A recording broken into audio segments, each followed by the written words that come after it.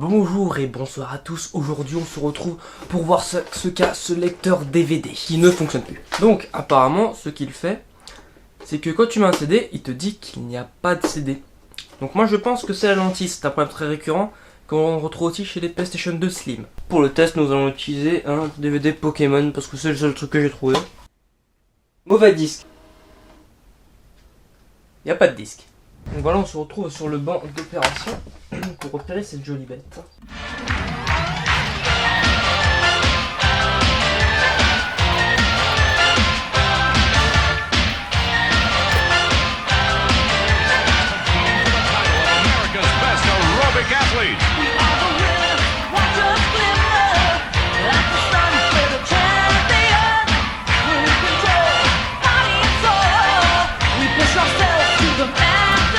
Donc une fois les vis, seulement les vis qui tiennent la coque, pas ceux qui tiennent le split, qui sont enlevés, on peut enlever tranquillement le shield.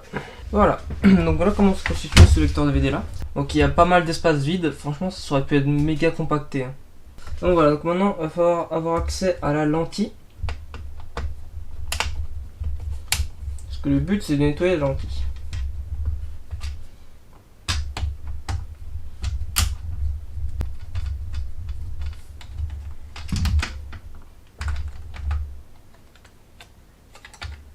Voilà, donc là on a accès à la lentille. Donc juste ici c'est la lentille, donc c'est ça qui doit être légèrement sale. On démonte l'appareil pour venir nettoyer avec un coton-tige et de l'alcool. Là c'est de l'alcool modifié médical à 70 degrés. C'est de l'alcool, écoute. Je serais bien allé avec du schnapps mais je suis pas certain de mon truc. Donc voilà, petite lentille. C'est aussi possible que la saleté se dépose en dessous. Mais j'y doute. Pour avoir accès à la saleté qui s'est déposée en dessous de cette lentille, donc à l'autre lentille, il faut démonter tout le bloc de lentilles. Et il y a de la tête de lecture. Elle a une lentille Sony. Donc dans le lecteur DVD TechWood, il y a une lentille, un bloc lentille Sony. C'est bon à savoir. Donc là on peut déjà faire un test, même si c'est ouvert. Alors ça c'est important parce que genre comme c'est un truc qui rentre et qui sort, il faut qu'il y ait quelque chose qui puisse appuyer le disque là-dessus. Mais comme nous on l'a ouvert, et ben on va directement mettre le disque par dessus. Du coup il n'y a pas de problème avec ça. Voilà. Donc l'écran est en train de s'allumer, du coup c'est que mauvais disque. Après il y a peut-être aussi une nappe qui s'est détachée. Faut vérifier. Ouais, donc on va vraiment devoir aller un peu plus loin dans le bidouillage.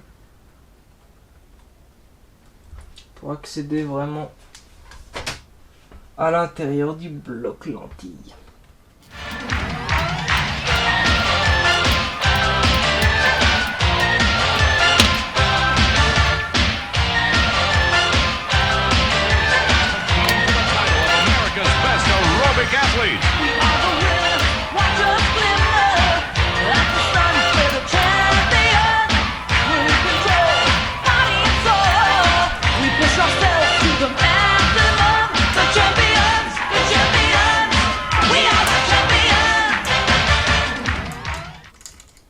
Ok. Donc là j'ai enlevé le petit shield en plastique Sony qu'il y avait sur le bloc lentille. En fait il y a la petite lentille là qui bouge au-dessus avec un électroaimant. Et le problème c'est qu'il faut que j'aille sous l'électroaimant. Donc là en fait ce que je vais faire c'est vraiment de la micro mécanique.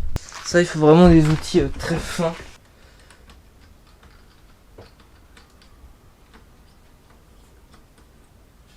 Bon il est pas aimanté du coup. Que pour récupérer les vis c'est un peu chiant.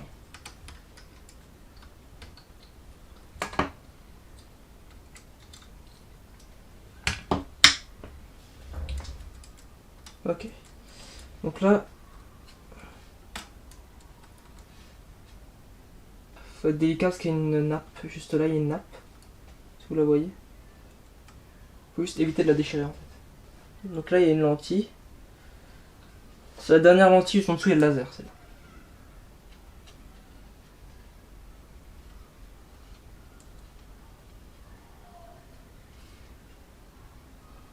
Aussi nettoyer sous l'autre lentille qu'on a nettoyée, parce que c'est aussi peut-être là que c'est posé. Ok. On va refermer ça. Ah! elle bouge et elle fait la lumière. C'est qu'elle fonctionne. Elle était vraiment sale en fait à l'intérieur.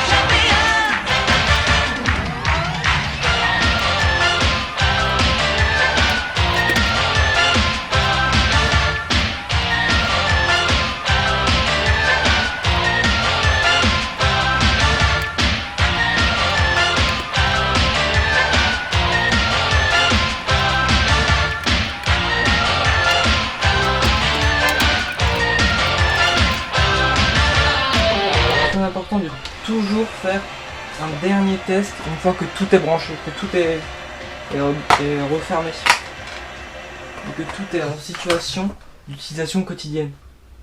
Pour éviter de se retrouver comme mon réparateur d'ordinateur qui a fait absolument n'importe quoi. Et lui, il a branché sur un de ses ordinateurs le disque dur pour pas installer Windows. Du coup, il a pas pu se rendre compte que c'était la RAM qui merdait. Donc évidemment, tu récupères ton PC et ça ne marche pas.